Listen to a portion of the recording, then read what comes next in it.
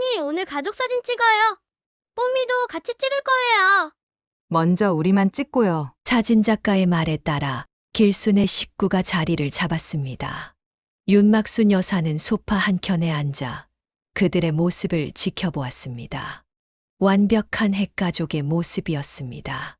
이제 뽀미랑 할머니도 같이 찍을게요. 자, 할머니는 여기 앉으시고 뽀미는 하람이 옆에. 사진작가의 지시에 따라 자리를 잡았지만 그녀의 마음은 이미 무너져 내리고 있었습니다. 반려동물과 함께 추가된 가족이 된 기분이었습니다. 할머니 웃으세요. 뽀미도 카메라 보고 있어요. 플래시가 터질 때마다 그녀의 마음은 더욱 무거워졌습니다. 자신과 강아지가 똑같이 나중에 추가된 가족으로 취급받는 것 같았습니다. 여보, 내가 이제는 강아지와 같은 대접을 받나 봐요. 사연을 듣고 난 후 각자의 의견을 댓글로 남겨주시기 바랍니다. 사소한 댓글이라도 사연자분에게 큰 힘이 될 수 있습니다. 각색될 수 있고 사연자분의 입장에서 구성될 수 있습니다. 어느 늦가을의 마지막 날, 윤막순 여사는 남편의 위태로운 숨소리를 들으며 밤을 지새웠습니다. 그녀의 삶에서 가장 긴 밤이었습니다. 평생 단 한 번도 큰 병치레 없이 살아온 남편이 갑자기 췌장암 진단을 받은 것은 불과 3개월 전이었습니다. 그녀는 이 모든 것이 악몽이기를 바랐지만 병실 창 너머로 비치는 차가운 달빛은 이 모든 것이 현실임을 냉정하게 일깨워 주었습니다. 아직 안 주무셨어요? 야간 순찰을 도는 간호사의 목소리에 그녀는 고개를 저었습니다. 남편이 깨어날 때마다 찾는 물컵을 손에 꼭 쥔 채 그녀는 병실의 정막 속에서 지난 30년을 되돌아보았습니다. 결혼 초기 가난했지만 서로를 바라보며 웃을 수 있었던 순간들, 아들 길수가 태어나고 기쁨에 겨워 함께 울던 날, 길수의 대학 입학을 자랑스러워하며 동네 이웃들에게 술을 한 잔씩 돌리던 남편의 모습까지. 여보, 물. 희미한 남편의 목소리에 그녀는 즉시 자리에서 일어났습니다. 마른 입술을 적시는 물 한 모금조차 힘겨워하는 남편의 모습에 그녀의 마음은 무너져 내렸습니다. 여보, 내가 도와줄게. 그녀는 떨리는 손으로 남편의 머리를 조심스럽게 들어 올렸습니다. 불과 몇 달 전까지만 해도 동네에서 제일 건장했던 남자가 이제는 스스로 몸을 가누기조차 힘든 상태가 되어 있었습니다. 병원에서의 마지막 순간들은 그녀에게 영원히 잊을 수 없는 기억으로 남았습니다. 매일 밤 잠들기 전 남편은 그녀의 손을 꼭 잡고 내일은 더 나아질 거라고 말했지만 그의 목소리는 날이 갈수록 약해져만 갔습니다. 여보, 미안해. 이렇게 고생만 시키네. 무슨 소리야. 우리가 몇 년을 함께 했다고. 이제 와서 그런 말 하지 마. 아들 길수는 매일 병원과 회사를 오가며 어머니를 돕고자 했습니다. 하지만 그녀는 아들에게 부담을 주고 싶지 않았습니다. 회사에서 막 승진했다는 소식을 들었기 때문입니다. 그녀는 아들이 병원에 올 때마다 오히려 빨리 돌아가라며 등을 떠밀었습니다. 엄마, 오늘은 제가 밤새 있을게요. 아버지 옆에서. 아니다. 길수야, 너는 내일 중요한 회의 있다며. 엄마가 있을게. 그날 밤 남편의 상태는 급격히 나빠졌습니다. 산소호흡기 소리만이 적막한 병실을 채우고 있었습니다. 그녀는 남편의 마른 손을 쥐고 기도했습니다. 더 이상의 고통 없이 편안하게 보내달라고. 그동안 남편이 겪은 고통만으로도 충분하다고. 새벽 3시 창밖으로 차가운 가을비가 내리기 시작했습니다.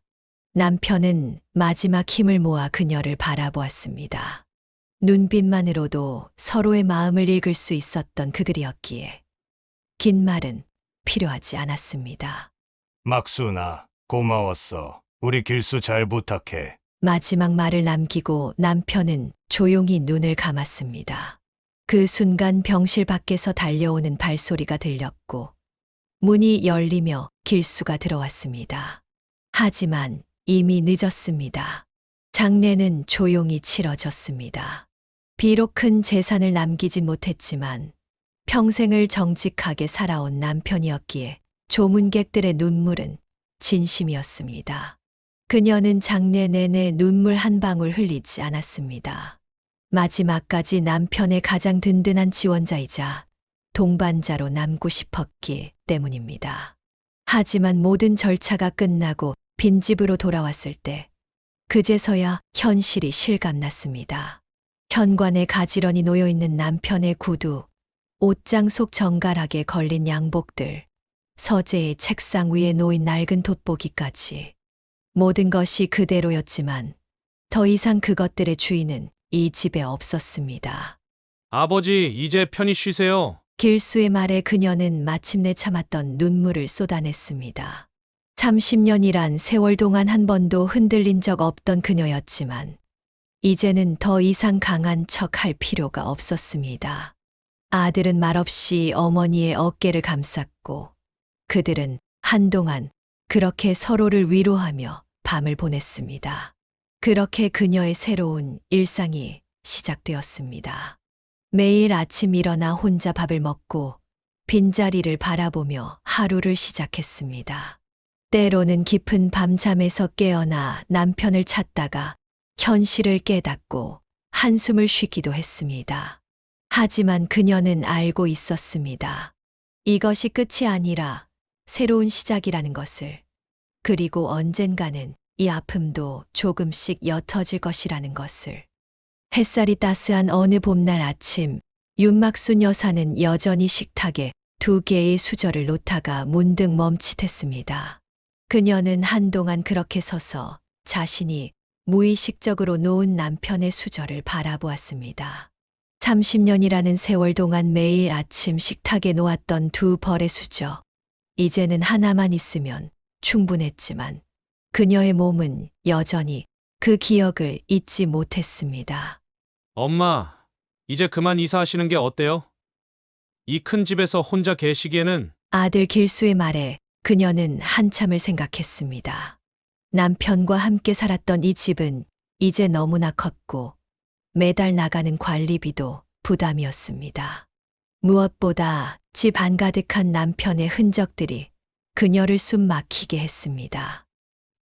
그래, 내 말이 맞다. 결국 그녀는 30년간의 추억이 담긴 집을 정리하기로 했습니다. 남편의 물건들을 정리하는 일은 생각보다 더 고통스러웠습니다. 하나하나가 모두 추억이었고 이야기였습니다. 낡은 넥타이 하나를 버리는데도 한참을 망설였고 옷장 속 양복들을 정리할 때는 눈물이 멈추지 않았습니다. 여보, 미안해요. 당신 물건들을 이렇게. 그녀는 꼭 필요한 물건들만 남기고 나머지는 모두 정리했습니다. 길수가 찾아와 도움을 주었지만 대부분의 결정은 그녀 혼자 해야 했습니다. 새벽까지 이어지는 짐 정리는 마치 지난 30년의 시간을 하나씩 접어넣는 것 같았습니다. 작은 원룸으로 이사하는 날, 그녀는 마지막으로 빈집을 둘러보았습니다. 이제는 텅 빈 방들과 벽에 남은 액자 자국들만이 오랜 세월을 증명하고 있었습니다. 현관문을 닫는 순간 그녀의 눈에서는 다시 한번 눈물이 흘렀습니다. 새로운 집은 남편과 살았던 집의 반의 반도 안 되는 크기였습니다. 하지만 오히려 그것이 다행이었습니다. 빈 공간이 적을수록 외로움도 적을 것이라 생각했기 때문입니다. 그러나 현실은 달랐습니다. 길수야, 엄마가 잠이 안 와서. 한밤중에 잠에서 깨어 아들에게 전화를 걸었다가 황급히 끊는 일이 잦아졌습니다. 작은 공간이었지만 그녀에게는 여전히 너무 컸고 정막이 더욱 크게 느껴졌습니다. 텔레비전을 틀어놓고 잠들기 시작했고 밤에 깨면 라디오를 켜놓았습니다. 식사 시간도 큰 문제였습니다. 평생 3명이서 그리고 나중에는 2명이서 식사를 했던 그녀에게 혼자만의 식사는 견디기 힘든 시간이었습니다. 반찬을 만들어도 적당한 양을 가늠할 수 없었고, 결국 대부분의 음식들이 상해서 버려지곤 했습니다. 엄마, 이렇게 두시면 안 돼요. 제가 도시락이라도 매일 가져다 드릴게요. 아니야. 엄마가 적응할 수 있어. 넌 신경 쓰지 마. 하지만 적응은 쉽지 않았습니다. 밤마다 꿈에서 남편을 만나곤 했고, 깨어나면 더욱 큰 허전함이 그녀를 덮쳤습니다. 베개 하나, 이불 하나, 수저 한 벌. 모든 것이 외로움을 증명하는 것만 같았습니다. 그녀는 이제야 진정한 의미의 혼자가 무엇인지를 깨닫고 있었습니다. 화창한 봄날 아침, 윤막순 여사는 화장실 전구를 바꾸기 위해 동네 철물점을 찾았습니다. 평소 같았다면 남편이 해결했을 일이었지만 이제는 그녀가 직접 해결해야만 했습니다. 화장실 전구가 나간 지도 벌써 일주일이 되어가고 있었습니다. 처음에는 길수에게 부탁하려 했지만 아들이 승진 준비로 바쁘다는 것을 알기에 차마 전화를 걸지 못했습니다. 결국 그녀는 불편한 다리를 이끌고 철물점으로 향했습니다. 저기 화장실 전구를 바꾸려고 하는데요. 떨리는 목소리로 말을 꺼내자 철물점 주인은 고개도 들지 않은 채 신문을 보며 퉁명스럽게 대답했습니다. 아줌마, 전구 종류가 얼마나 많은데 뭘 사야 하는지는 알고 오셨어요? 와트도 모르고 오신 거 아니에요? 철물점 주인의 무례한 태도에 그녀는 움찔했습니다. 남편이 살아있을 때는 한 번도 겪어보지 못한 상황이었습니다. 그때는 남편이 모든 것을 알아서 해결해 주었기에 이런 곳에 올 일도 없었습니다.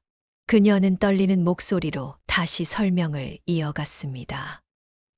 그게 제가 잘 몰라서 여쭤보러 왔는데요. 화장실 전구가 깜빡거리다가 나가서. 에이, 이런 거 모르면서 혼자 사시면 어떡해요? 아들도 없어요. 이런 건 남자가 해야 되는데. 주인의 말에 그녀의 얼굴이 붉어졌습니다. 주변에 있던 손님들도 힐끗거리며 그녀를 쳐다보았지만 아무도 나서서 도와주지 않았습니다. 오히려 몇몇은 수군거리며 그녀를 동정의 눈으로 바라보았습니다. 그녀는 남편이 살아있었다면 결코 듣지 않았을 말들에 가슴이 아팠습니다. 아들이 있긴 한데 바빠서요. 회사에서. 그러니까 이런 거는 아들 보고 하라고 하지. 여기 있는 전구들 다 다른 거예요. LED도 있고 형광등도 있고 잘못 사면 또 와야 되고 아줌마가 이런 거 혼자 하시면 안 돼요. 주인의 목소리에는 짜증이 가득했습니다. 마치 그녀가 큰 실수라도 저지른 것처럼 말하는 태도에 자존심이 상했지만 그녀는 참았습니다. 서둘러 전구를 고르려 진열대 앞으로 다가갔지만 너무 많은 종류의 전구들 앞에서 망설이다가 발을 헛디뎌 중심을 잃고 말았습니다. 순간 그녀의 몸이 기울어졌고 진열된 전구들과 함께 바닥으로 쓰러졌습니다. 차가운 바닥에 무릎을 강하게 부딪혔고 깨지는 유리 소리가 철물점 안을 울렸습니다. 아이고, 이걸 어쩌나? 이게 다 얼마짜린 줄 알아요? LED 전구가 개당 10,000원이 넘는다고요? 철물점 주인은 쓰러진 그녀를 돕기는커녕 깨진 전구들을 보며 소리를 질렀습니다. 무릎에서는 피가 흐르고 있었지만 아무도 그녀에게 손을 내밀지 않았습니다. 지나가던 사람들은 그저 구경거리를 보듯 슬쩍 보고 지나갈 뿐이었습니다. 한 젊은 여성은 스마트폰으로 이 상황을 찍기까지 했습니다. 죄송합니다. 제가 다 물어드릴게요. 얼마인가요? 그녀는 떨리는 손으로 바닥을 짚고 일어났습니다. 무릎의 통증보다 더 아픈 것은 마음이었습니다. 남편이 살아있었다면 그가 얼마나 분노했을지 생각하니 눈물이 났습니다. 예전에는 길을 가다 넘어져도 누군가 달려와 부축해주곤 했는데 이제는 그저 구경거리일 뿐이었습니다. 아줌마, 이거 다 해서 15만 원이에요. 카드 되나요? 현금으로 하실 거예요? 주인은 계산기를 두드리며 차갑게 말했습니다. 무릎에서 흐르는 피도 닦지 못한 채 그녀는 떨리는 손으로 지갑을 열었습니다. 연금으로 받은 돈의 상당 부분을 깨진 전구값으로 지불해야 했습니다. 철물점을 나오는 길, 그녀의 눈에서는 굵은 눈물이 흘러내렸습니다. 세상이 이렇게 차가웠던가, 사람들의 마음이 이렇게 냉담했던가. 남편이 있을 때는 미처 몰랐던 현실이 그녀를 덮쳤습니다. 무릎의 상처보다 더 아픈 것은 마음속 깊은 곳에 생긴 상처였습니다. 집으로 돌아오는 길, 계단을 오르내릴 때마다 무릎이 아파왔습니다. 결국 화장실 전구는 바꾸지 못한 채 그녀는 어두운 화장실을 그대로 두어야 했습니다. 그날 저녁 길수가 퇴근 후 들렀다가 어머니의 상처를 보고 놀랐습니다. 엄마, 이게 어떻게 된 거예요? 왜 전화도 안 하시고? 괜찮아. 별일 아니야. 내가 실수로 넘어진 것뿐이야. 그녀는 아들에게 철물점에서 있었던 일을 말하지 않았습니다. 아들이 걱정할까봐, 그리고 더 큰 일이 될까봐 두려웠기 때문입니다. 하지만 그날의 기억은 오랫동안 그녀를 괴롭혔습니다. 밤마다 꿈에서 그 순간이 되살아났고, 사람들의 차가운 시선과 냉담한 태도가 반복해서 떠올랐습니다. 여보, 당신이 있을 때는 이런 일도 없었는데. 그날 밤, 그녀는 오랜만에 남편의 사진을 꺼내 보았습니다. 따뜻한 미소를 짓고 있는 남편의 모습을 보며 그녀는 세상의 차가움을 다시 한번 실감했습니다. 이제는 혼자서 모든 것을 해결해야 한다는 현실이 그 어느 때보다 무겁게 느껴지는 밤이었습니다. 무릎의 상처는 시간이 지나며 아물었지만 그날 받은 마음의 상처는 쉽게 아물지 않았습니다. 그 후로 그녀는 혼자서 무언가를 해결해야 할 때면 한참을 망설이게 되었습니다. 세상은 혼자가 된 노인에게 그리 너그럽지 않다는 것을 그녀는 뼈저리게 깨달았습니다. 철물점 사건 이후 윤막순 여사의 삶은 완전히 달라졌습니다. 그녀는 더 이상 아침 산책도 나가지 않았고 매주 들르던 마트도 가지 않았습니다. 작은 원룸은 그녀의 은신처가 되었고 점점 외부와의 접촉을 끊어갔습니다. 처음에는 길수가 매일같이 전화를 걸어왔습니다. 엄마, 전화 좀 받아보세요. 제발. 하지만 그녀는 전화기에 전원을 꺼두었습니다. 벨소리조차 그녀를 불안하게 만들었기 때문입니다. 창문도 늘 커튼으로 가려두었고 초인종이 울리면 숨을 죽이고 기다렸습니다. 어머니, 저 길수예요. 문 좀 열어주세요. 그녀는 아들의 목소리가 들려도 문을 열어주지 않았습니다.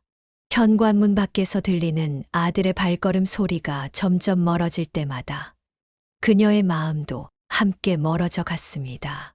시간이 지날수록 그녀의 생활은 더욱 불규칙해졌습니다. 낮과 밤이 바뀌었고 식사 시간도 잊어버렸습니다. 냉장고에는 길수가 사다 놓은 반찬들이 상한 채로 남아 있었고 쌓여가는 택배 상자들은 그녀의 고립된 생활을 증명하고 있었습니다. 여보, 나 이제 어떻게 살아야 하나요? 그녀는 밤마다 남편의 사진을 보며 끝없는 독백을 이어갔습니다. 세상은 너무 무서웠고 사람들은 너무 차가웠습니다. 철물점에서의 기억은 악몽이 되어 그녀를 괴롭혔고 작은 소음에도 가슴이 두근거렸습니다. 2달이 지났을 때 길수는 경찰과 함께 왔습니다. 어머니가 연락이 두절된 지 너무 오래되어서요. 하지만 그날도 그녀는 문을 열지 않았습니다. 경찰이 강제로 문을 열 수도 있다는 이야기를 들었을 때에야 그녀는 겨우 작은 목소리로 대답했습니다. 나 괜찮아. 걱정하지 마. 그렇게 3개월이 흘렀습니다. 원룸 안은 점점 더 어둡고 답답해졌습니다. 청소를 하지 않은 방은 먼지가 쌓였고 빨지 않은 옷가지들이 여기저기 널브러져 있었습니다. 거울 속에 비친 그녀의 모습은 낯설기만 했습니다. 유일한 위안은 남편과의 대화였습니다. 그녀는 사진 속 남편에게 하루 종일 이야기를 했습니다. 세상이 얼마나 무서운지, 사람들이 얼마나 차가운지, 그리고 그가 얼마나 그리운지.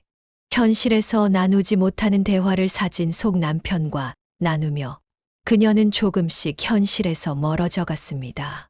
여보, 오늘도 길수가 왔다 갔어요. 하지만 난 문을 열어주지 않았어요. 세상이 너무 무서워요. 창밖에서는 계절이 바뀌어 여름이 되었지만 그녀의 방 안에는 여전히 차가운 봄바람만이 가득했습니다.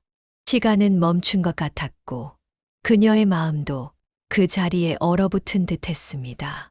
집거 생활이 길어질수록 그녀는 점점 더 깊은 어둠 속으로 빠져들었습니다. 이제는 전화기의 존재조차 잊었고 우편함에 쌓이는 편지들도 확인하지 않았습니다.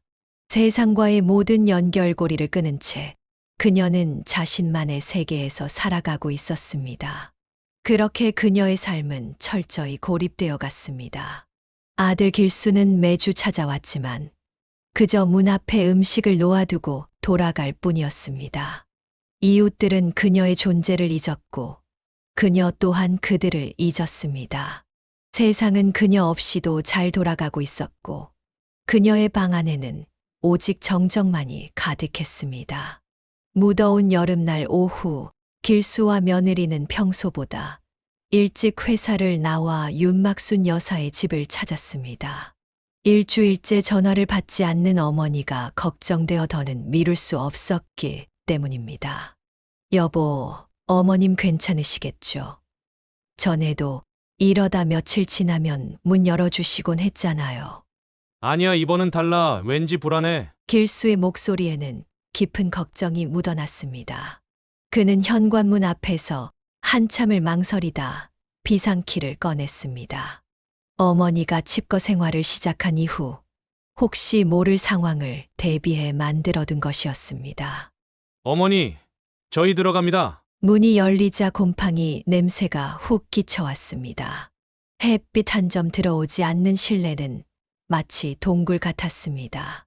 쌓여있는 택배 상자들과 곰팡이가 피어있는 그릇들, 그리고 바닥에 어지럽게 널브러진 옷가지들이 방치된 공간임을 말해주고 있었습니다.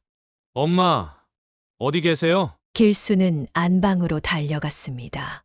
그곳에서 그는 이불 속에 웅크린 채 누워있는 어머니를 발견했습니다. 남편의 사진을 꼭 끌어안은 채 잠들어 있는 모습이었습니다. 어머니, 정신 차리세요. 연수가 윤막순 여사의 이마에 손을 대보았습니다. 심한 열이 나고 있었고 얼굴은 헬쑥하게 야위어 있었습니다. 식사를 제대로 하지 못한 듯 뺨은 쑥 들어가 있었고 입술은 바짝 말라 있었습니다. 여보, 빨리 119 불러요. 어머님 상태가 많이 안 좋으세요. 그녀를 흔들어 깨우자 희미하게 눈을 떴지만 제대로 된 대화는 불가능했습니다. 입에서는 횡설수설하는 소리만 새어 나왔습니다. 여보, 전구를 사야 하는데 사람들이 날 보고 웃어요. 길수는 어머니의 마른 손을 잡았습니다. 한 달 전만 해도 이렇게까지 상황이 나빠질 줄은 몰랐습니다. 문 앞에 놓아두고 간 도시락이 그대로 쌓여있는 것을 보고서야 그는 자신의 방문이 얼마나 형식적이었는지 깨달았습니다. 제발 정신 차리세요. 엄마, 우리가 도와드릴게요. 구급차가 도착하고 의료진이 들어왔습니다. 그들은 신속하게 상황을 파악하고 윤막순 여사를 들것에 씌웠습니다. 이웃들이 복도에 모여 구경하고 있었지만 이제 그녀는 그들의 시선을 느낄 수조차 없었습니다. 고열과 극심한 탈수 증상이 보입니다.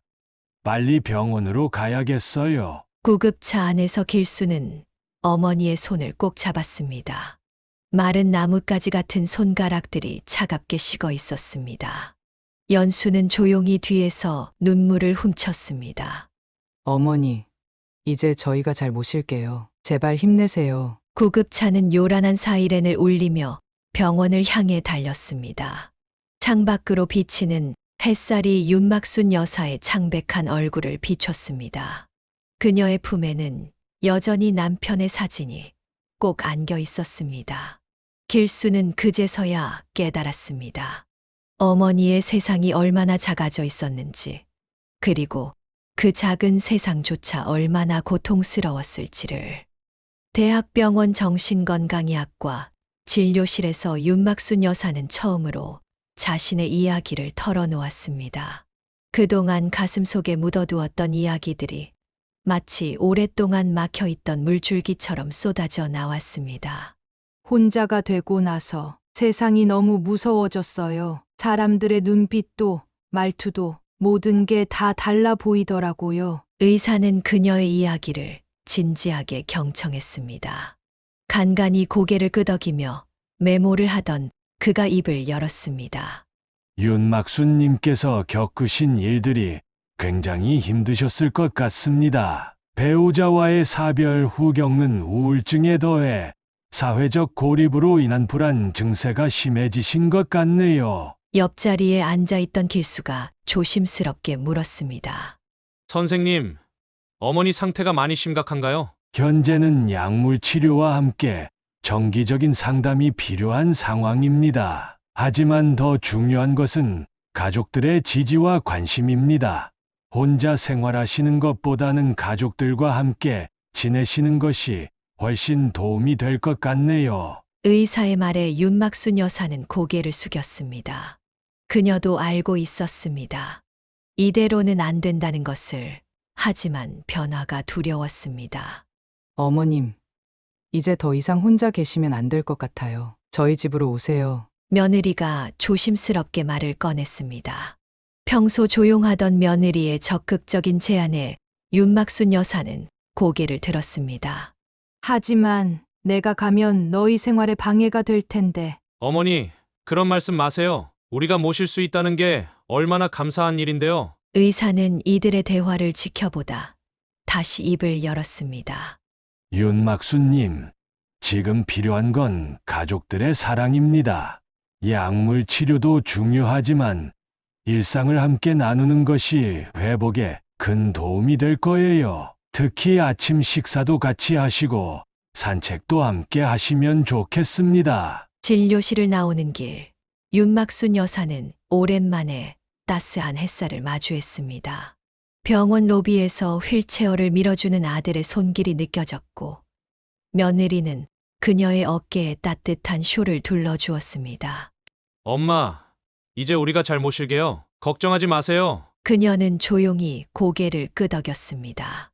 남편과의 이별 후 처음으로 느끼는 따뜻함이었습니다. 어쩌면 이것이 새로운 시작일지도 모른다는 생각이 들었습니다. 그리고 저 멀리 하늘에서 남편도 이런 그녀의 모습을 흐뭇하게 바라보고 있을 것만 같았습니다. 그래, 한번 해볼게. 그녀의 작은 속삭임에 길수와 연수는 환하게 웃었습니다. 이제 그녀의 작은 세상은 조금씩 넓어질 준비를 하고 있었습니다. 정신과 진료를 마치고 일주일이 지난 어느 날, 윤막순 여사는 자신의 원룸에 마지막으로 들어섰습니다. 3개월간의 칩거 생활로 곰팡이 냄새가 가득했지만 이상하게도 이곳을 떠난다는 생각에 마음 한켠이 아려왔습니다. 엄마, 괜찮으세요? 길수가 조심스레 어머니의 어깨를 감쌌습니다. 그녀는 천천히 고개를 끄덕였습니다. 며느리 연수는 이미 집 안 곳곳을 정리하기 시작했습니다. 어머님, 이건 어떻게 할까요? 연수가 남편의 사진을 조심스럽게 들어보였습니다. 윤막순 여사는 사진을 받아들고 한참을 들여다보았습니다. 이건 내가 직접 들고 갈게. 처음 합가 이야기가 나왔을 때 그녀는 한참을 망설였습니다.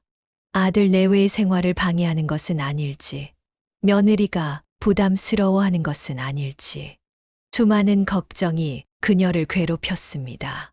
어머니, 저희 집 이제 리모델링도 끝났어요. 2층을 어머님 본관으로 다 꾸며놨는데 한번 보러 오시겠어요? 일주일 전 연수가 찍어온 사진들을 보며 그녀는 놀라지 않을 수 없었습니다. 아들 내외가 얼마나 정성껏 준비했는지 한눈에 알 수 있었습니다. 이렇게까지 해주다니 미안하구나. 어머님, 그런 말씀 마세요. 저희가 해드린 게 뭐가 있다고. 이제부터 잘 모실게요. 연수의 진심 어린 말에 그녀의 눈시울이 붉어졌습니다. 남편과 사별 후 처음으로 느끼는 따뜻한 감정이었습니다. 이사 준비는 생각보다 빠르게 진행되었습니다. 오랫동안 사용하지 않은 물건들은 정리하고 꼭 필요한 것들만 골라냈습니다. 그 과정에서 남편의 유품들도 다시 한번 들여다보게 되었습니다. 아버지, 넥타이네요. 이건 제가 고등학교 졸업할 때 선물해드렸던 건데. 길수가 낡은 넥타이를 조심스레 만지며 말했습니다.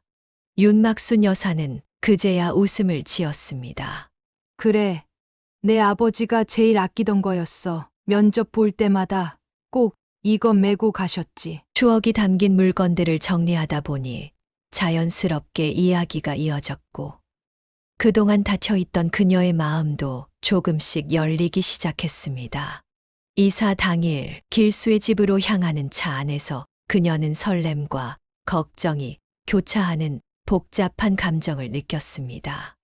새로운 시작이라는 설렘도 있었지만 한편으로는 잘 적응할 수 있을지 두려움도 컸습니다. 어머님, 저희 집 앞에 작은 정원이 있는데 거기서 꽃도 가꾸실 수 있으세요. 아버님께서 좋아하셨다고 하셨잖아요. 며느리 말에 그녀는 고개를 끄덕였습니다. 남편이 생전에 가꾸던 화초들이 떠올랐습니다. 어쩌면 이제 그녀가 그 자리를 이어받아야 할지도 모르겠다는 생각이 들었습니다. 길수의 집은 조용한 전원주택이었습니다. 2층으로 된 집은 생각보다 훨씬 넓었고 그녀를 위해 마련된 공간은 따뜻한 햇살이 가득 들어오는 아늑한 곳이었습니다. 어머니, 여기가 어머님 방이에요. 창밖으로 산책로도 보이시죠? 방 안에는 이미 그녀의 물건들이 깔끔하게 정리되어 있었고 벽면에는 남편의 사진이 걸려 있었습니다. 창가에는 작은 화분도 놓여 있었습니다. 너희들 이렇게까지. 감동이 밀려왔습니다. 아들과 며느리가 얼마나 많은 생각을 하고 준비했는지 느껴졌습니다. 처음으로 그녀는 이 결정이 옳았다는 확신이 들었습니다. 엄마, 이제 여기가 엄마의 새로운 집이에요. 저희랑 함께 행복하게 지내요. 길수의 말에 그녀는 조용히 고개를 끄덕였습니다. 창밖으로 보이는 하늘이 유난히 맑았고 어디선가 새소리가 들려왔습니다. 마치 새로운 시작을 축복해 주는 것만 같았습니다. 그래. 이제 다시 시작해볼까? 그녀는 조용히 중얼거렸습니다. 남편과의 추억은 여전히 그녀의 가슴 한켠에 있었지만 이제는 새로운 추억을 만들 시간이었습니다. 아들과 며느리와 함께하는 새로운 일상, 그것은 어쩌면 남편이 그녀에게 준 마지막 선물일지도 모른다는 생각이 들었습니다. 윤막순 여사의 새로운 아침은 손자 하람이의 제잘거림으로 시작되었습니다. 처음에는 어색했지만 이제는 그 시끌벅적한 소리가 하루의 활력소가 되었습니다. 할머니, 오늘은 내가 만든 그림 보여드릴게요. 5살 하람이는 매일 아침 할머니 방으로 달려와 그날의 첫 인사를 건넸습니다. 그녀는 손자의 그림을 보며 미소 지었습니다. 서툴지만 순수한 그림 속에는 항상 할머니가 그려져 있었습니다. 우리 하람이 그림 실력이 늘었구나. 이게 할머니야? 네, 할머니가 웃고 있는 거예요. 할머니가 웃으면 예뻐요. 아침 식사 시간은 특별했습니다. 며느리는 매일 정성스럽게 식사를 준비했고 윤막순 여사의 입맛을 고려한 반찬들을 꼭 챙겼습니다. 어머님, 이건 어머님이 좋아하시는 더덕구이예요. 요즘 더덕이 맛있다고 해서 일부러 산지 직송으로 주문했어요. 아가, 이렇게 신경 써주니 고맙구나. 처음에는 며느리의 친절이 부담스러웠지만 이제는 그 마음이 진심이라는 것을 알게 되었습니다. 연수는 결코 형식적이지 않았고 항상 따뜻한 마음으로 시어머니를 대했습니다. 어머님, 오늘은 저랑 같이 텃밭 가꾸실래요? 하람이도 좋아할 것 같은데. 작은 텃밭은 그녀의 새로운 낙이 되었습니다. 상추, 고추, 방울토마토. 식물들이 자라는 모습을 보는 것만으로도 마음이 평온해졌습니다. 특히 하람이가 물을 주겠다고 나설 때면 그녀의 마음은 더욱 따뜻해졌습니다. 할머니, 토마토가 빨개졌어요. 그래. 우리 하람이가 잘 돌봐줘서 그런가 보구나. 퇴근 후의 시간도 특별했습니다. 길수는 매일 저녁 어머니 방에 들러 하루 일과를 나누었고, 주말이면 온 가족이 함께 산책을 나갔습니다. 엄마, 요즘 얼굴색이 많이 좋아지셨어요. 역시 우리랑 같이 사시기로 한 게 잘한 결정이었죠? 그녀는 아들의 말에 미소를 지었습니다. 맞습니다. 처음의 걱정과는 달리 이곳에서의 생활은 그녀에게 새로운 희망이 되었습니다. 그래. 너희들 덕분에 이제는 많이 좋아졌어. 특히 하람이의 존재는 그녀의 삶에 커다란 기쁨이었습니다. 손자는 할머니의 무릎을 베고 누워 책을 읽기를 좋아했고, 할머니의 옛날 이야기에 귀를 기울였습니다. 할머니, 할아버지는 어떤 분이셨어요? 어느 날 하람이가 문득 그런 질문을 했습니다. 그녀는 잠시 생각에 잠겼다가 부드럽게 미소 지었습니다.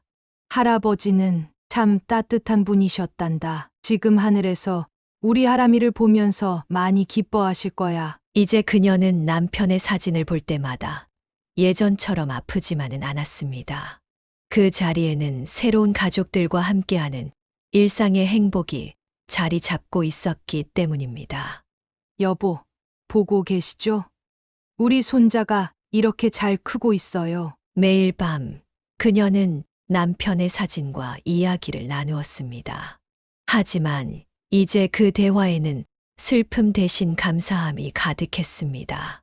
새로운 가족들과 함께하는 일상이 그녀의 마음을 조금씩 치유해주고 있었기 때문입니다. 어머님 식사하세요. 며느리의 밝은 목소리가 집 안가득 울려 퍼졌습니다. 윤막순 여사는 텃밭에서 채소를 다듬다 말고 손을 털었습니다. 저녁 식사 시간은 이제 그녀에게 하루 중 가장 특별한 순간이 되었습니다. 아침부터 내일 담글 김치 준비로 바빴던 손을 씻으며 그녀는 부엌에서 들려오는 활기찬 소리에 미소를 지었습니다. 어머님, 오늘은 제가 어머님께 배운 김치찌개를 끓여봤어요. 맛이 어떨지 모르겠네요. 어머님처럼은 안 되겠지만. 연수는 아침부터 장을 보고 정성스레 준비한 찌개를 끓이며 수줍게 말했습니다. 군침이 도는 찌개 냄새가 부엌 가득 퍼져 나갔습니다. 신선한 돼지고기를 넣고 끓인 김치찌개는 보기만 해도 입맛을 돋웠습니다. 할머니, 오늘은 내가 숟가락이랑 젓가락 놓을게요. 선생님이 말씀하셨어요. 어른들 수저는 오른쪽에 놓는 거라고요. 하람이가 신이 나서 식탁을 준비했습니다. 빗둘빗둘하게 놓인 수저들이었지만 그 모습이 더없이 사랑스러웠습니다. 유치원에서 배운 대로 정성껏 수저를 놓는 손자의 모습에 그녀의 마음은 따뜻해졌습니다. 우리 하람이가 이제 이런 것도 다 하는구나. 할머니는 정말 기특하네. 그녀는 손자의 머리를 쓰다듬으며 미소 지었습니다. 퇴근한 길수도 샤워를 마치고 식탁에 앉았습니다. 회사에서의 피곤한 기색도 잊은 듯 환한 표정이었습니다. 식탁 위에는 아침부터 준비한 반찬들이 가지런히 놓여 있었습니다. 텃밭에서 직접 기른 상추로 만든 쌈, 윤막순 여사의 비법이 담긴 멸치볶음, 연수가 정성스레 구운 고등어구이까지. 평범한 반찬들이었지만 온 가족의 정성이 담겨 있었습니다. 저녁 식사는 단순 한 끼니 그 이상이었습니다. 하람이는 유치원에서 있었던 일들을 신나게 이야기했고, 길수는 회사에서 있었던 재미있는 에피소드를 들려주었습니다. 연수는 이웃집에서 들은 소소한 동네 소식을 전했습니다. 오늘 유치원에서 선생님이 우리 가족 그림 그리기를 했는데 나는 할머니도 같이 그렸다고 자랑했어요. 친구들이 할머니랑 같이 사는 게 부러웠대요. 하람이의 순수한 말에 윤막순 여사는 눈시울이 붉어졌습니다. 혼자 살 때는 상상도 못했던 행복한 순간들이었습니다. 그때는 식사 시간이 하루 중 가장 외롭고 쓸쓸한 시간이었는데, 이제는 가장 기다려지는 시간이 되었습니다. 어머님, 내일은 제가 일찍 퇴근하는데 같이 잡채 만들어 볼까요? 어머님이 잡채 무치는 비법 좀 가르쳐 주세요. 다음 주에 하람이 유치원 운동회 도시락에 넣어주고 싶어서요. 그래, 연수야, 내가 알려줄게. 너는 정말 요리에 소질이 있어. 내가 하면 더 맛있을 거야. 주방에서 며느리와 함께 요리하는 시간은 특별한 즐거움이었습니다. 처음에는 어색했지만 이제는 서로의 비법을 나누고 새로운 요리법을 시도하는 게 재미있었습니다. 연수의 새로운 레시피와 그녀의 오랜 경험이 만나 더 맛있는 요리가 탄생하곤 했습니다. 할머니가 끓여주는 미역국이 세상에서 제일 맛있어요. 우리 반 친구 민수도 그러던데요? 민수라면 지난번에 놀러 왔던 그 아이 말이니? 다음에 또 오면 할머니가 미역국 끓여줄게. 식사를 마친 후의 시간도 특별했습니다. 하람이는 할머니 무릎에 앉아 책을 읽었고, 연수는 차를 끓여왔습니다. 길수는 가끔 옛날 이야기를 청했고, 그럴 때면 그녀는 즐거운 마음으로 추억을 들려주었습니다. 여보, 보고 계시죠? 우리 식구들이 이렇게 행복하게 지내고 있어요. 당신이 계셨다면 얼마나 좋아하셨을까요? 매일 밤 그녀는 남편의 사진 앞에서 하루를 정리했습니다. 이제 그 이야기 속에는 새로운 행복이 가득했습니다. 가족과 함께하는 식사 시간의 웃음소리, 손자의 제잘거림, 며느리의 따뜻한 마음. 모든 순간이 감사했습니다. 할머니, 내일도 같이 밥 먹어요. 약속! 잠들기 전 하람이가 건넨 말에 그녀는 따뜻하게 미소 지었습니다. 그래, 이제 식사 시간은 더 이상 외롭지 않았습니다. 오히려 하루 중 가장 행복한 순간이 되었습니다. 남편이 떠난 후 잃어버렸던 일상의 기쁨을 이렇게 소소한 순간들 속에서 다시 찾게 된 것이 감사했습니다. 모든 것이 감사했습니다. 그리고 이런 행복을 다시 찾게 해준 아들과 며느리, 그리고 하람이에게 더없이 고마웠습니다. 이제 그녀는 알았습니다. 진정한 행복은 이렇게 소소한 일상 속에 있다는 것을, 그리고 그 행복을 함께 나눌 수 있는 가족이 있다는 것이 얼마나 큰 축복인지를.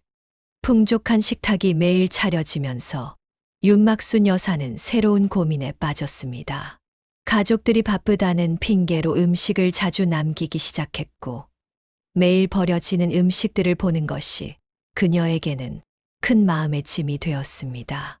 아들, 오늘도 김치찌개 많이 남았네. 죄송해요, 어머니.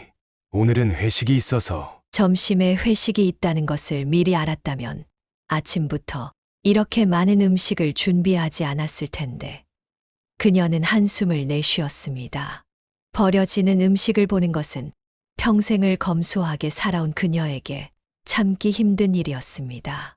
할머니, 나 오늘 배불러요. 조금만 먹을래요. 하람이의 순진한 말에도 그녀의 마음은 아팠습니다. 음식을 남기는 것이 당연하다는 듯한 가족들의 태도가 걱정되기 시작했습니다.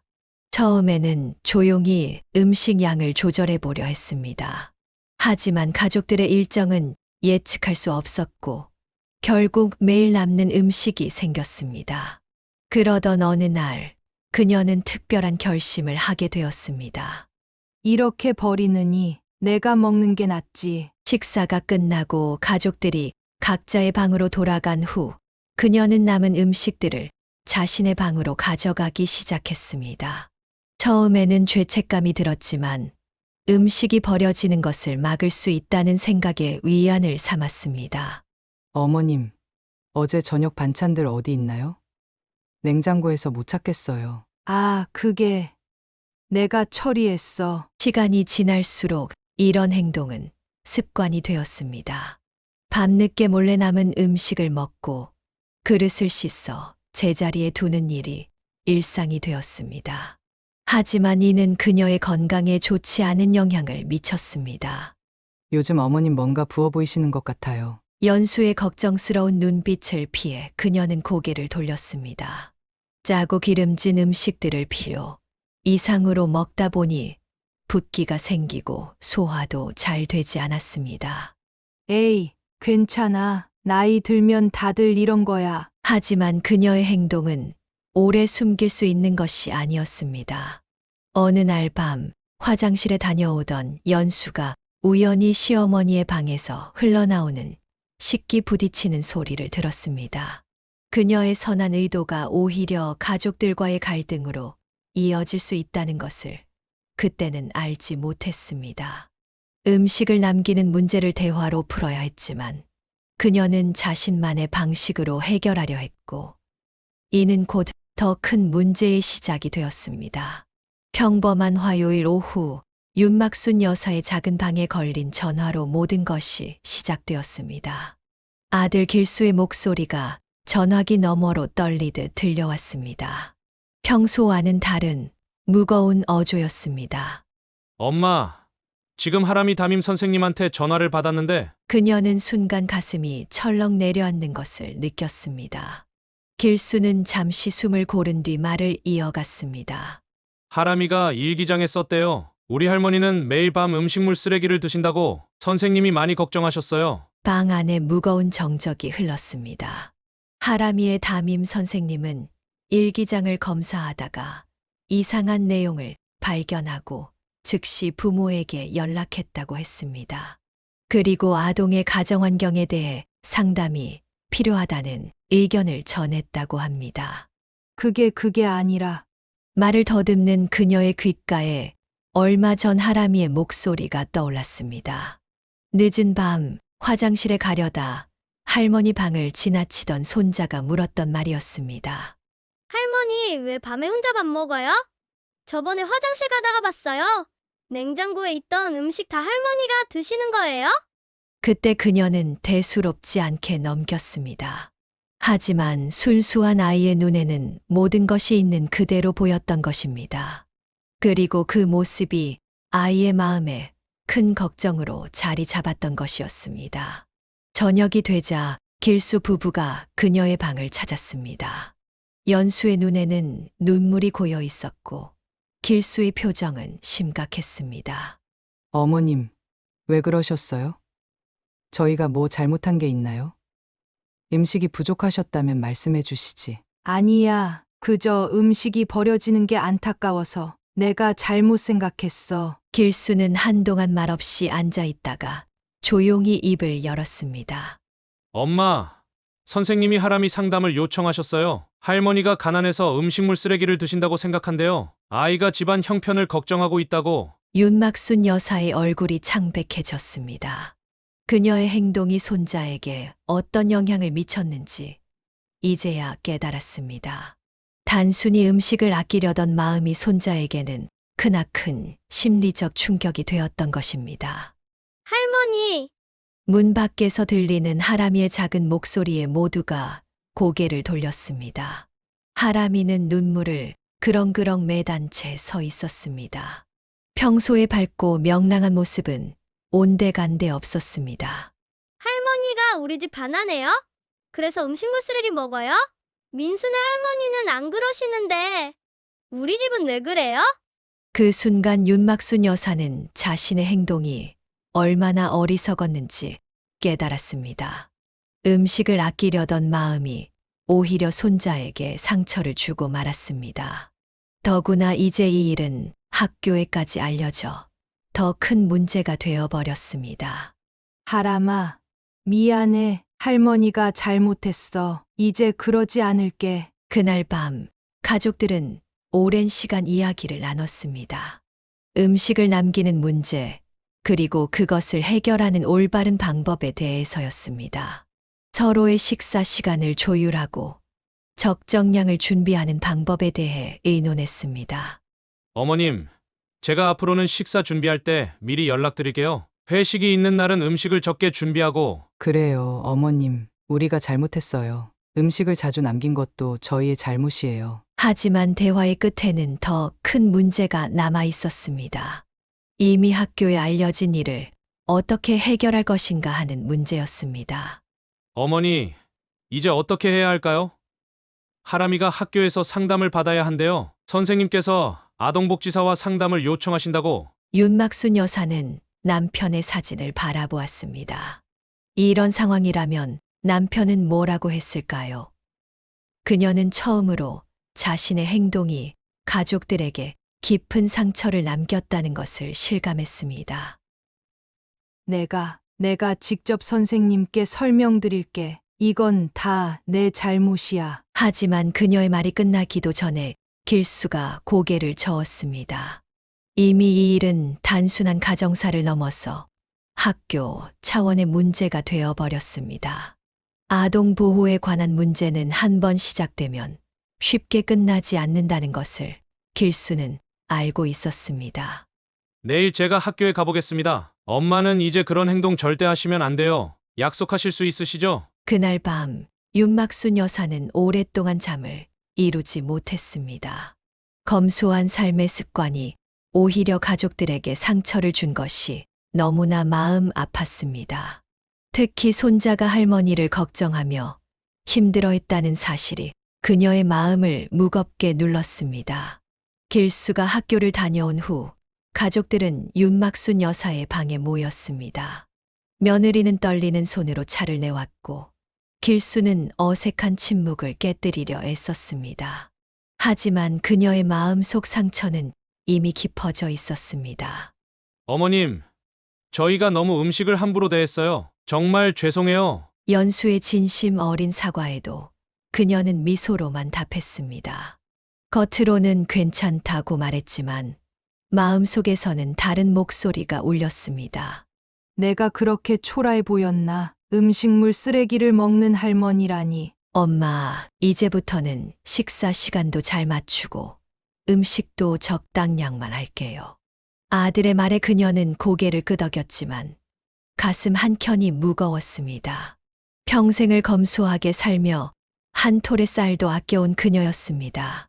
그런 그녀가 이제는 음식물 쓰레기를 먹는 할머니가 되어버렸다는 사실이 견딜 수 없이 아팠습니다. 할머니, 미안해요. 하람이가 다가와 그녀를 꼭 안았습니다.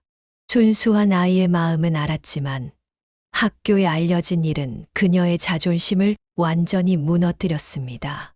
밤이 되면 그녀는 혼자 눈물을 훔쳤습니다. 여보, 내가 이렇게 한심한 사람이 되어버렸네요. 남편의 사진을 보며 중얼거렸습니다. 가족들의 사과는 받아들였지만 마음속 깊은 곳에서는 자신을 비난하는 목소리가 멈추지 않았습니다. 식사 시간이 되면 이제 그녀는 먼저 자리를 피했습니다. 음식을 남기지 않으려 노력하는 가족들의 모습이 오히려 더 큰 상처가 되었기 때문입니다. 어머님, 이거 드세요. 오늘은 적게 했어요. 며느리의 배려가 오히려 가시가 되어 그녀의 마음을 찔렀습니다. 이제는 음식을 보는 것조차 두려워졌습니다. 시간이 지나도 그녀의 마음은 쉽게 회복되지 않았습니다. 겉으로는 웃으며 지냈지만 내면의 상처는 점점 깊어만 갔습니다. 가족들의 진심 어린 사과와 노력에도 불구하고 그녀의 자존심은 이미 크게 상처받은 뒤였습니다. 이제는 괜찮아. 다 지난 일이야. 그렇게 말하면서도 그녀의 마음 속에는 깊은 상처가 자리 잡고 있었습니다. 음식을 대하는 태도가 달라졌고 가족들과의 관계도 미묘하게 변해갔습니다. 용서했다고 생각했지만 마음속 깊은 곳에서는 여전히 아픔이 남아 있었습니다. 햇살 좋은 일요일 아침, 윤막순 여사는 가족들이 분주하게 움직이는 소리를 들었습니다. 오늘은 하람이의 학교 과제인 우리 가족 이야기 프로젝트를 위해 가족 사진을 찍기로 한 날이었습니다. 할머니, 오늘 가족 사진 찍어요. 뽀미도 같이 찍을 거예요. 하람이의 말에 그녀는 쓴 웃음을 지었습니다. 뽀미는 며느리가 2달 전부터 키우기 시작한 말티즈였습니다. 강아지가 들어온 이후로 집안의 분위기는 한층 더 밝아졌지만 그녀는 여전히 어색하기만 했습니다. 먼저 우리만 찍고요. 사진작가의 말에 따라 길순의 식구가 자리를 잡았습니다. 윤막순 여사는 소파 한켠에 앉아 그들의 모습을 지켜보았습니다. 완벽한 핵가족의 모습이었습니다. 이제 뽀미랑 할머니도 같이 찍을게요. 연수가 뽀미를 안고 오며 말했습니다. 그 순간 윤막순 여사의 가슴이 철렁 내려앉았습니다. 마치 자신이 반려동물과 같은 취급을 받는 것 같아 마음이 무거워졌습니다. 자, 할머니는 여기 앉으시고 뽀미는 하람이 옆에. 사진작가의 지시에 따라 자리를 잡았지만 그녀의 마음은 이미 무너져 내리고 있었습니다. 반려동물과 함께 추가된 가족이 된 기분이었습니다. 할머니 웃으세요. 뽀미도 카메라 보고 있어요. 플래시가 터질 때마다 그녀의 마음은 더욱 무거워졌습니다. 자신과 강아지가 똑같이 나중에 추가된 가족으로 취급받는 것 같았습니다. 일주일 후 하람이의 과제물을 보았을 때 그녀의 예감은 맞았습니다. 표지에는 내 식구만 찍은 사진이 있었고 마지막 페이지에 그녀와 뽀미가 함께 있는 우리 가족 모두라는 제목의 사진이 붙어 있었습니다. 여보, 내가 이제는 강아지와 같은 대접을 받나 봐요. 그날 밤 남편의 사진 앞에서 그녀는 조용히 눈물을 흘렸습니다. 아무리 한 지붕 아래 살아도 결국 자신은 반려동물과 같은 추가된 가족일 뿐이라는 현실이 그녀의 가슴을 아프게 했습니다. 다음 날 아침 꺼림칙한 기분을 떨쳐내기 위해 그녀는 산책을 하기로 합니다. 준비 운동 시작합니다. 하나, 둘. 윤막순 여사는 아침 산책을 하다 공원에서 들려오는 경쾌한 구령 소리에 발걸음을 멈췄습니다. 평소라면 그냥 지나쳤을 텐데 오늘따라 왠지 그 활기찬 모습이 눈에 들어왔습니다. 10명 남짓한 노인들이 트레이닝복 차림으로 가벼운 스트레칭을 하고 있었습니다. 어머, 저기서 계신 분. 여기 와서 우리랑 같이 해요. 구경만 하지 말고. 머리가 하얗게 센 할머니 한 분이 그녀를 향해 손짓했습니다. 처음엔 망설였지만 그 할머니의 환한 미소에 이끌려 천천히 다가갔습니다. 처음 뵙네요. 저는 박순자예요. 우리는 매일 아침 여기서 운동하고 복지관에 가는 사이예요. 복지관이요? 네. 저기 보이는 건물이에요. 거기서 운동도 하고 댄스도 배우고. 무엇보다 친구들이랑 수다 떠는 게 제일 좋아요. 박순자 할머니의 설명을 들으며 윤막순 여사는 깊은 감동을 받았습니다. 그들의 눈빛은 반짝였고 웃음소리는 생기가 넘쳤습니다. 남편과 사별 후 처음으로 보는 이렇게 활기찬 노년의 모습이었습니다. 여기 계신 분들 모두 처음에는 저처럼 망설이다 오신 거예요. 이제는 안 오면 못 견디죠. 어서 우리랑 같이 해요. 다른 할머니 한 분이 다가와 윤막순 여사의 손을 잡았습니다. 그 따뜻한 손길에서 오랫동안 잊고 있었던 친근함을 느꼈습니다. 저도 함께 할 수 있을까요? 당연하죠. 내일 아침에 여기서 만나요. 제가 복지관까지 같이 모시고 갈게요. 거기 가면 더 재미있는 것들이 많아요. 집으로 돌아오는 길, 그녀의 발걸음은 평소보다 가벼웠습니다. 오랜만에 가슴 속에서 설렘이 피어올랐습니다. 어쩌면 이것이 새로운 시작이 될지도 모른다는 희망이 생겼습니다. 그날 저녁, 오랜만에 옷장을 열어 운동복을 꺼내 보았습니다. 남편과 함께 등산 갈 때 입었던 옷이었습니다. 옷을 정리하며 그녀는 내일을 상상해 보았습니다. 여보, 오늘 저 참 좋은 사람들을 만났어요. 내일부터는 저도 새로운 친구들이 생길 것 같아요. 거울 앞에서 운동복을 대어보며 그녀는 오랜만에 환하게 웃었습니다. 드디어 그녀만의 새로운 세상이 열리려 하고 있었습니다. 더 이상 집안에만 머무르지 않아도 될 것 같았습니다. 윤막순 여사는 깊어가는 밤 서랍 속에 넣어두었던 가족 사진을 다시 꺼내 보았습니다. 강아지 뽀미와 함께 추가된 가족으로 찍은 그 사진을 바라보며 그녀는 긴 한숨을 내쉬었습니다. 이제 알겠어요. 여보, 내가 있을 곳이 어디인지. 그녀는 조용히 일어나 옷장을 열었습니다. 며칠 전부터 이미 마음의 준비를 하고 있었던 듯 손길이 차분했습니다. 한 달 전 복지관에서 만난 친구들 덕분에 그녀는 이제 혼자 설 수 있는 힘이 생겼다고 느꼈습니다. 미안하다, 길수야. 아들 내외의 배려가 고마웠지만 이제는 떠나야 할 때라고 생각했습니다. 가방에 꼭 필요한 물건들만 챙기면서 그녀는 지난 시간을 돌아보았습니다. 사별 후의 우울한 시간들, 잔반 문제로 인한 갈등, 그리고 가족 사진 촬영에서 느낀 소외감까지. 이제는 제 힘으로 살아갈 수 있어요. 남편의 사진을 조심스레 가방에 넣으며 중얼거렸습니다. 식탁 위에는 짧은 편지를 남겼습니다. 길수야, 연수야, 너무 걱정하지 마라. 이제 엄마는 혼자서도 잘 지낼 수 있어. 복지관에서 만난 친구들도 있고, 이제는 내 삶을 찾아가고 싶구나. 하람이 보고 싶을 때는 내가 찾아올게. 엄마가. 그녀는 하람이의 방 앞에서 잠시 멈춰 섰습니다. 자고 있는 손자의 모습을 마지막으로 보고 싶었지만 그러다가 마음이 약해질까봐 그만두었습니다. 할머니가 이제 떠나지만 자주 보러 올게. 현관문을 열기 전 그녀는 마지막으로 집안을 둘러보았습니다. 이제 그녀만의 새로운 시작이 기다리고 있었습니다.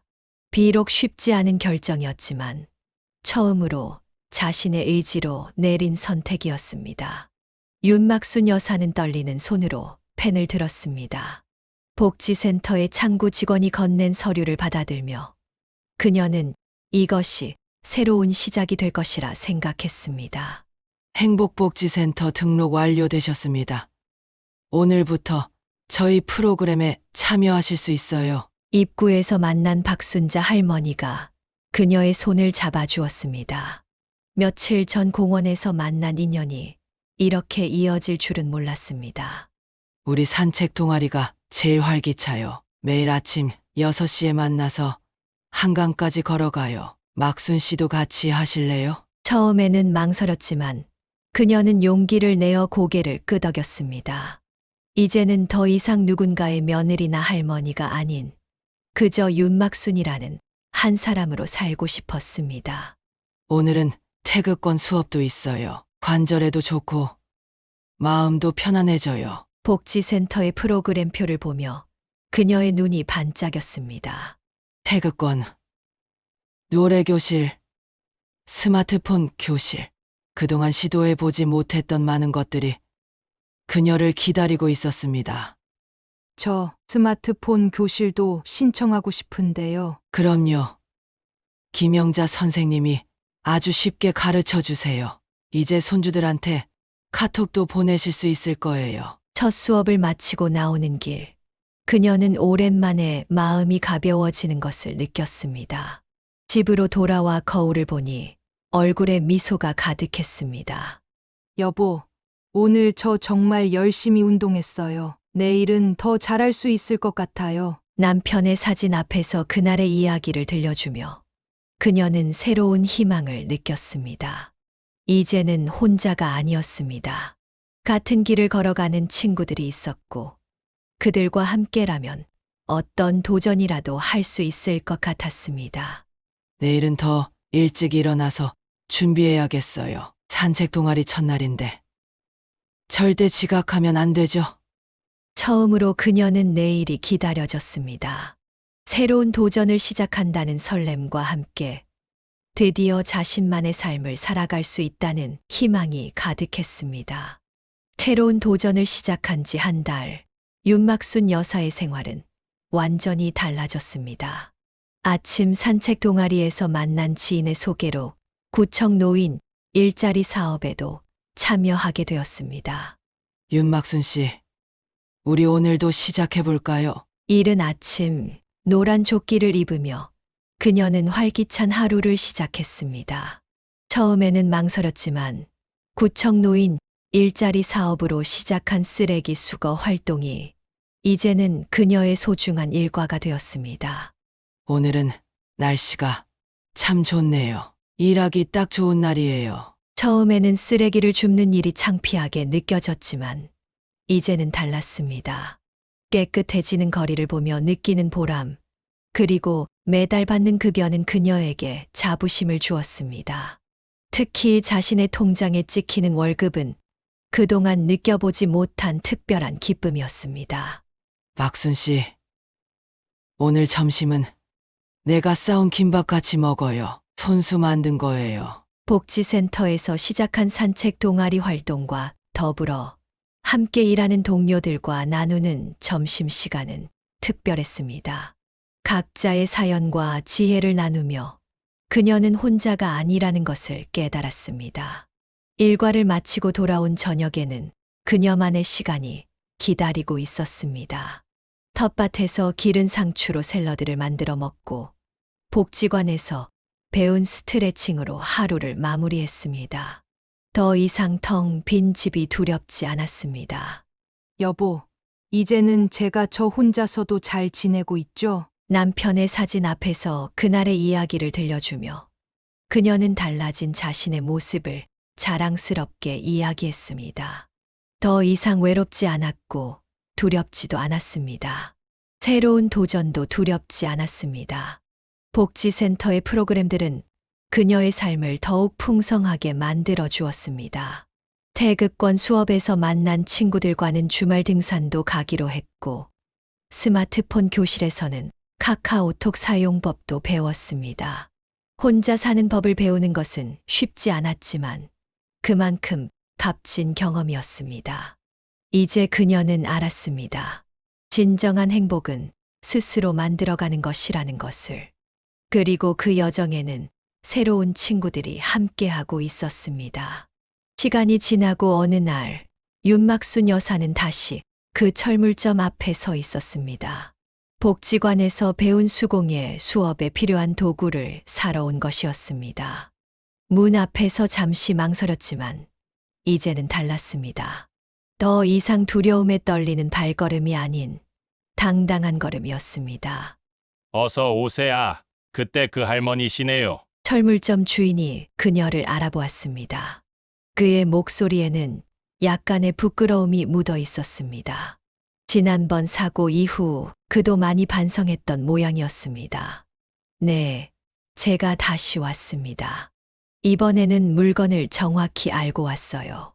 당당한 그녀의 목소리에 주인은 살짝 놀란 듯 했습니다. 지난번에 쓸쓸하고 위축된 모습은 온데간데 없었습니다. 그녀의 눈빛은 자신감으로 빛났고 등은 똑바로 펴져 있었습니다. 공예용 펜치 중급용으로 필요하고 와이어는 0.8mm짜리로 주세요. 복지관 선생님께서 자세히 알려주셔서요. 그리고 비즈공예용 니퍼도 있다고 하던데 전문적인 용어를 사용하며 물건을 요구하는 그녀의 모습은 자신감이 넘쳤습니다. 주인은 서둘러 물건을 가져왔고 이번에는 친절하게 사용법까지 설명해 주었습니다. 이 펜치는 손잡이가 고무로 되어 있어서 손에 무리가 덜 가요. 와이어 작업하실 때 편하실 거예요. 네, 저도 그래서 이걸로 골랐어요. 복지관에서 배우면서 도구의 중요성을 알게 됐거든요. 대화를 나누는 동안 그녀는 문득 몇 개월 전의 자신을 떠올렸습니다.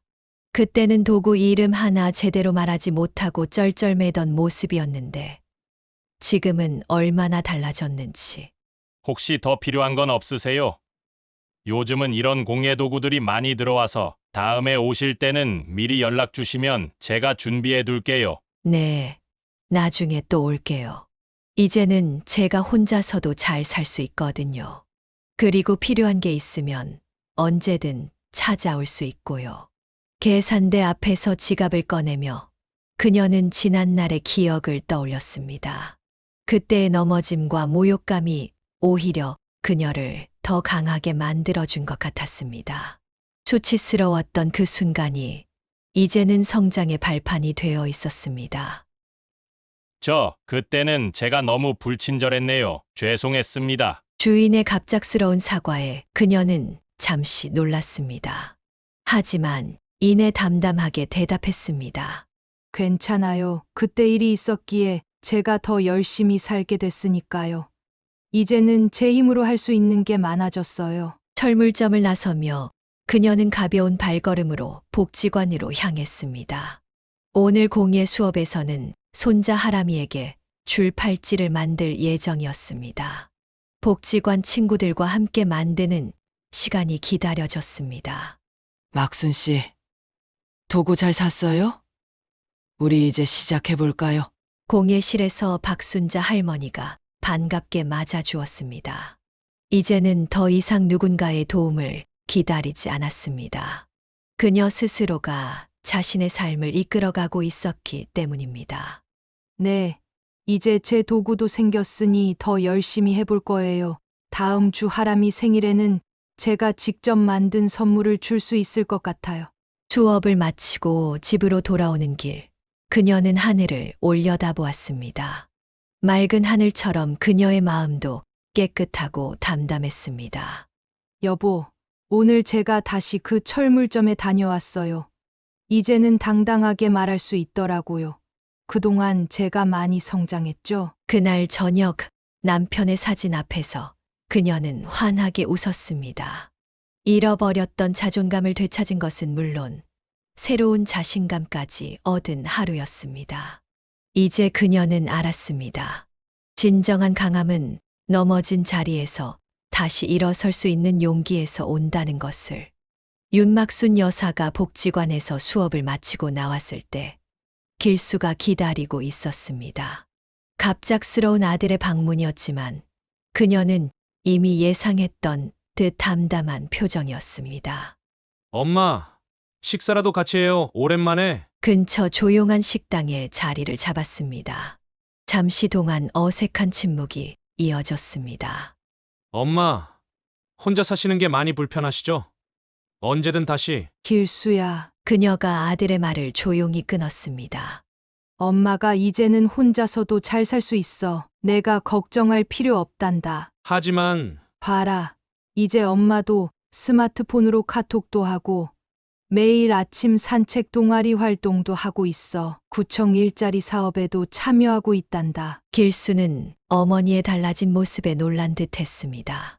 힘없이 웅크린 모습은 온데간데 없고 자신감 넘치는 새로운 어머니가 앉아 있었습니다. 엄마, 제가 많이 부족했죠? 엄마의 마음을 제대로 이해하지 못했어요. 아니다. 내 잘못이 아니야. 엄마도 이제야 알았단다. 가족이라는 게 꼭 한 지붕 아래 살아야만 하는 게 아니라는 걸. 식사를 하며 그들은 서로의 이야기를 나누었습니다. 길수는 어머니의 독립이 걱정되었다고, 윤막순 여사는 자신의 새로운 삶이 얼마나 소중한지 설명했습니다. 하람이는 잘 있니? 네, 할머니 보고 싶어요. 주말에 한번 보러 오면 안 될까요? 그래.